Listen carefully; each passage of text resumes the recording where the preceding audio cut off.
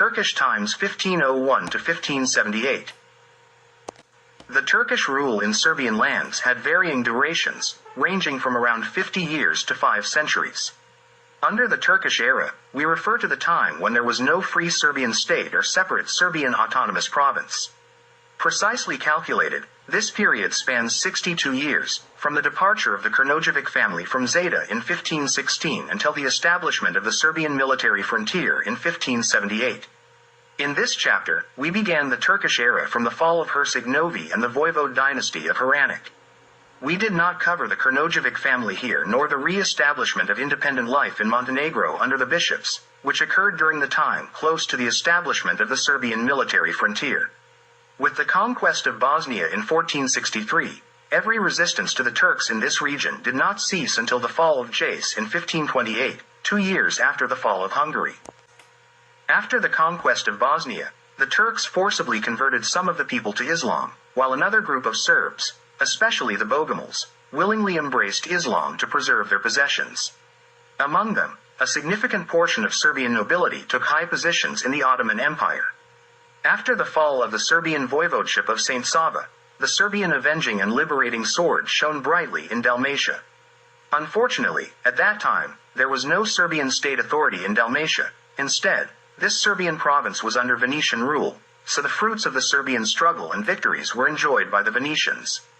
This is why the heroic fight of the Dalmatian Serbs did not have more decisive consequences for the entire Serbian nation. The Great Turkish invasion into Dalmatia in 1498 compelled the Venetians to enter into a war with the Turks. The war lasted for several years.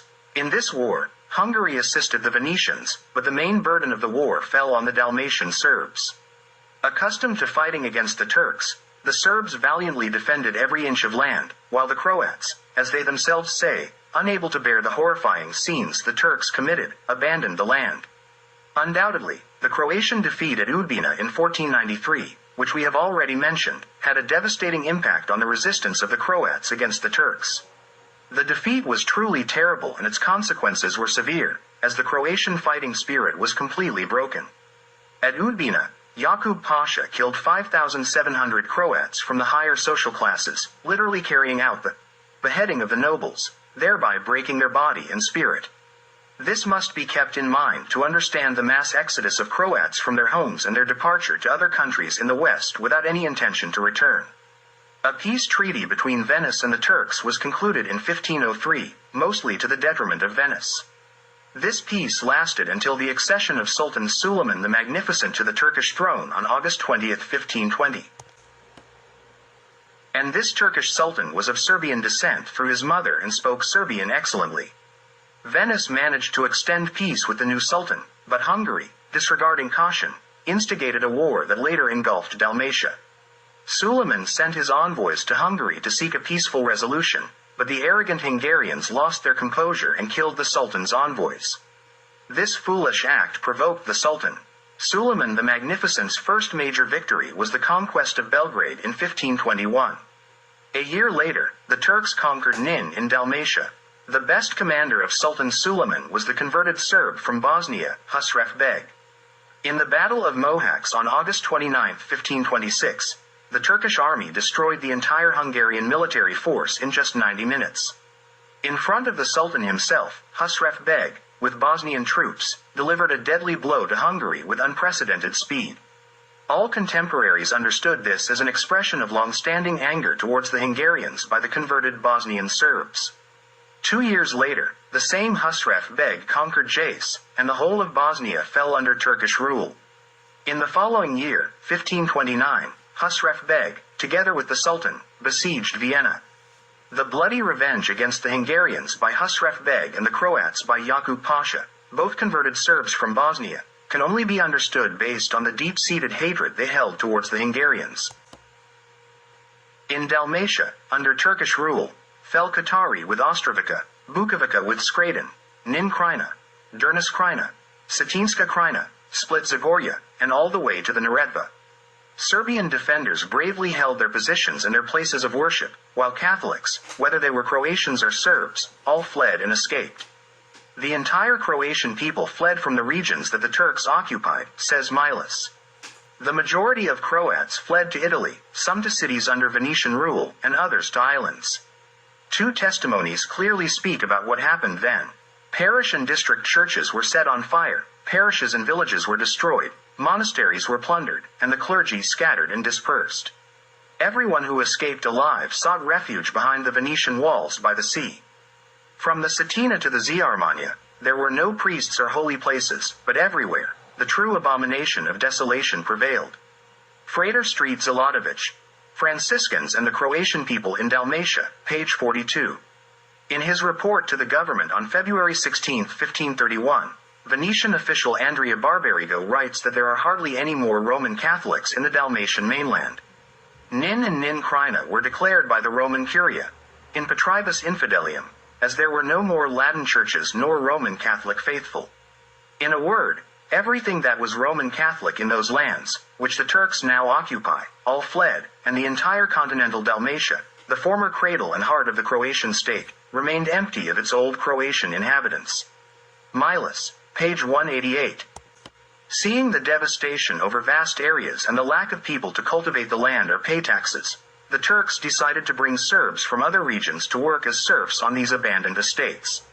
Turkish authorities brought a large number of Serbs from Bosnia, Sava, and Old Serbia to this desolate land to work as serfs from 1523 to 1527.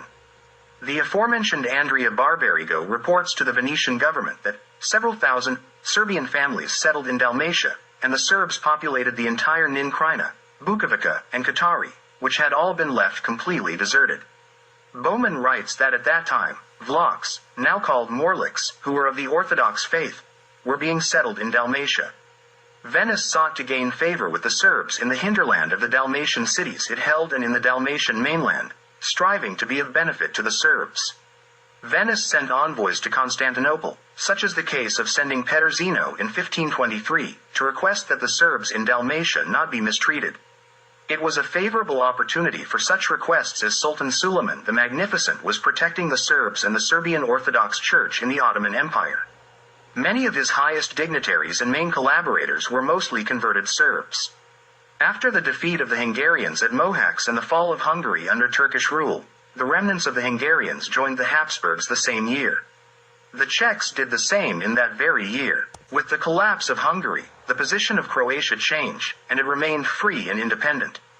However, the Croats did not believe they could maintain their own state, so in 1527, they sided with the Habsburgs following the Hungarians.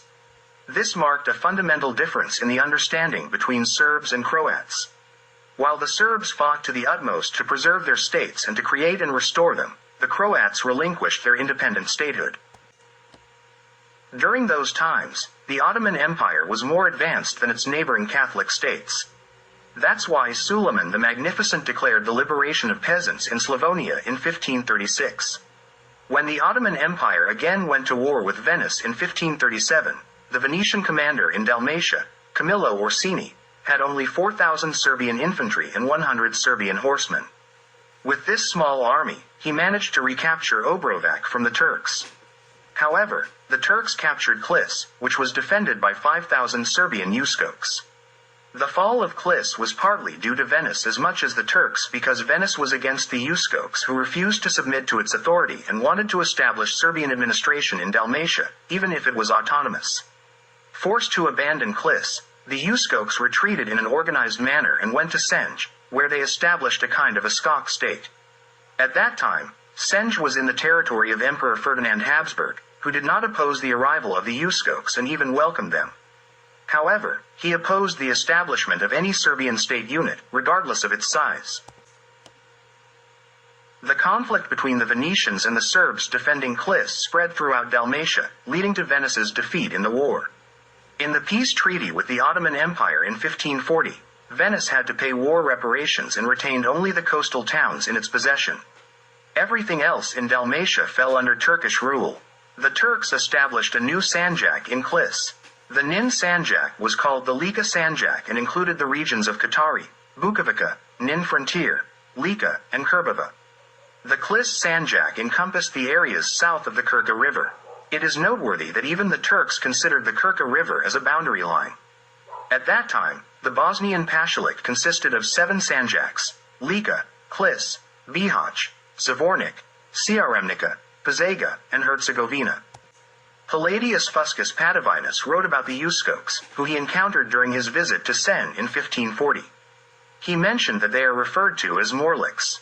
The origin of the name Morlik was explained by a priest from Dukia in the 11th century. Morlik is a shortened form of Moris Valicus.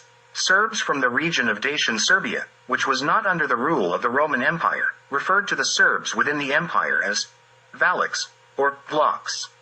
This is because, alongside the Serbian language, they also spoke Latin, which was the official language of the state in which they lived. Valiks, or Morliks, are two terms with the same meaning, and the most accurate explanation of these names is Roman Serbs.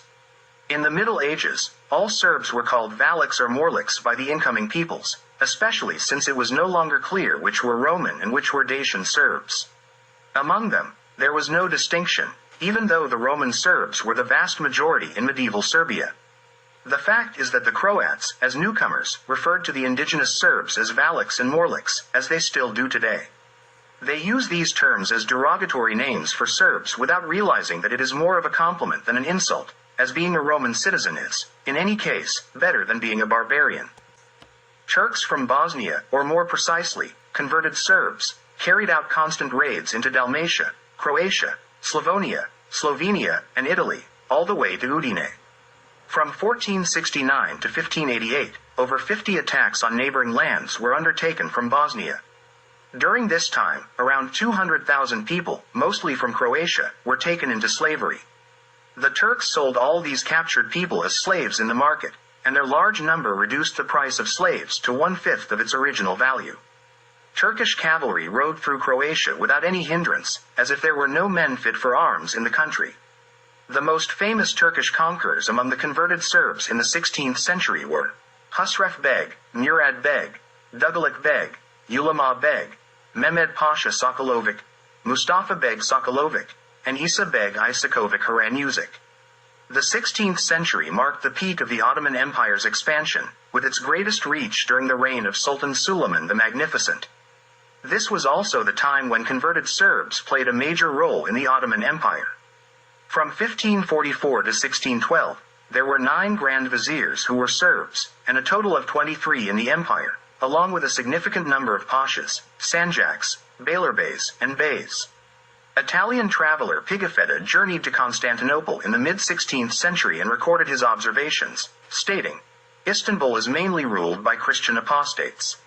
Official orders and replies in diplomatic negotiations are given in Turkish through translators.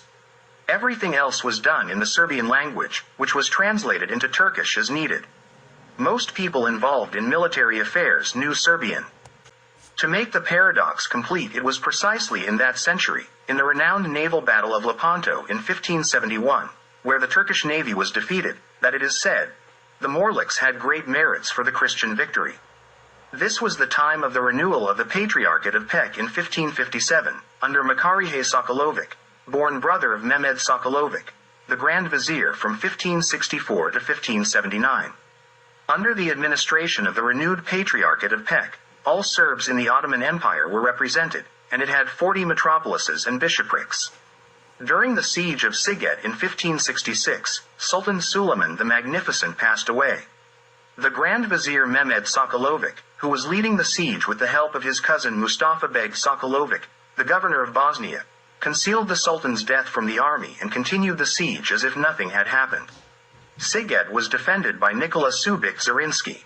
Mehmed and Nikola exchanged messages in the Serbian language. Mehmed emerged victorious, captured Siget, and sent Nikola's head to Constantinople, only then revealing that the Sultan had long passed away.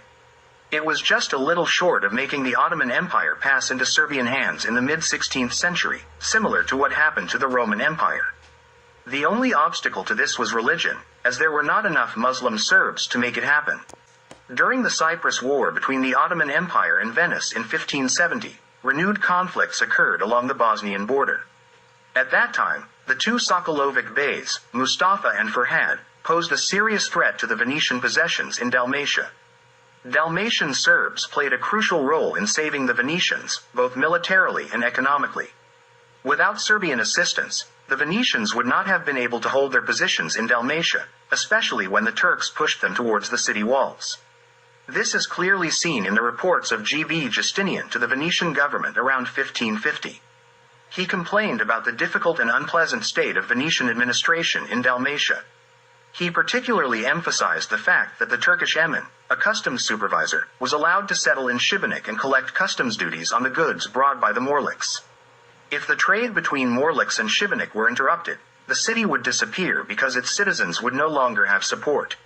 Morliks are the source of life and prosperity for Dalmatia.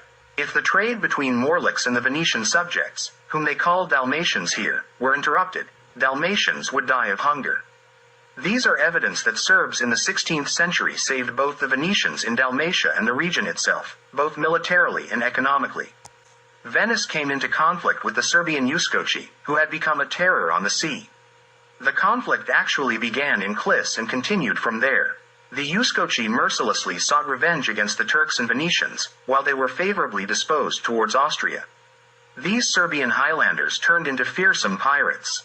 They built small and fast ships, very similar to the old Illyrian ships that the Romans complained about so much. They intercepted and plundered Turkish and Venetian ships all over the Adriatic Sea. At that time, Venice was recognized as a thalassocracy, a maritime power, in the Adriatic and, as such, had undertaken an obligation to protect Turkish ships. The economic prosperity and political strength of Venice depended on its maritime activities. However, the Serbian Uskoci disrupted all their plans and became the true masters of the sea. In 1566, Venice complained to Emperor Ferdinand, in whose territory Sen was located, and his son Charles, who ruled Croatia as an archduke from Graz, and asked them to destroy the Uskok corsairs. Ferdinand left the matter to Charles to resolve, but Charles publicly promised to help Venice while secretly supporting the Uskoci and rejoicing that they threatened Venetian maritime dominance. The Venetians launched a decisive war against the Uskoci, blockaded the port of Sen, and attempted to sink the Uskok ships, but they achieved nothing. The peace treaty between Turkey and Venice in 1573 did not specifically address the demands of the Serbs or the Uskoci. Venice made enormous efforts to prevent the Serbs from becoming a separate factor on the international stage, as that would inevitably lead to the creation of a Serbian state in Dalmatia.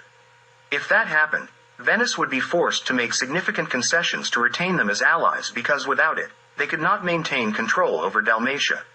As a result, the Uskoci continued to cruise the Adriatic, inflicting significant damage to both Venice and Turkey. Since Venice was powerless against the Uskok corsairs, it once again complained to Charles in Graz and asked for help.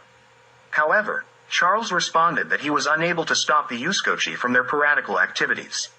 In truth, he did not want to confront them because he found his own interests in their corsair activities and was devising plans to turn these brave people into a living bulwark against the main threat, Turkey. After that, Pope Gregory XIII intervened on Venice's complaint against the Uskoks, but without success, as the Uskoks were not Catholics.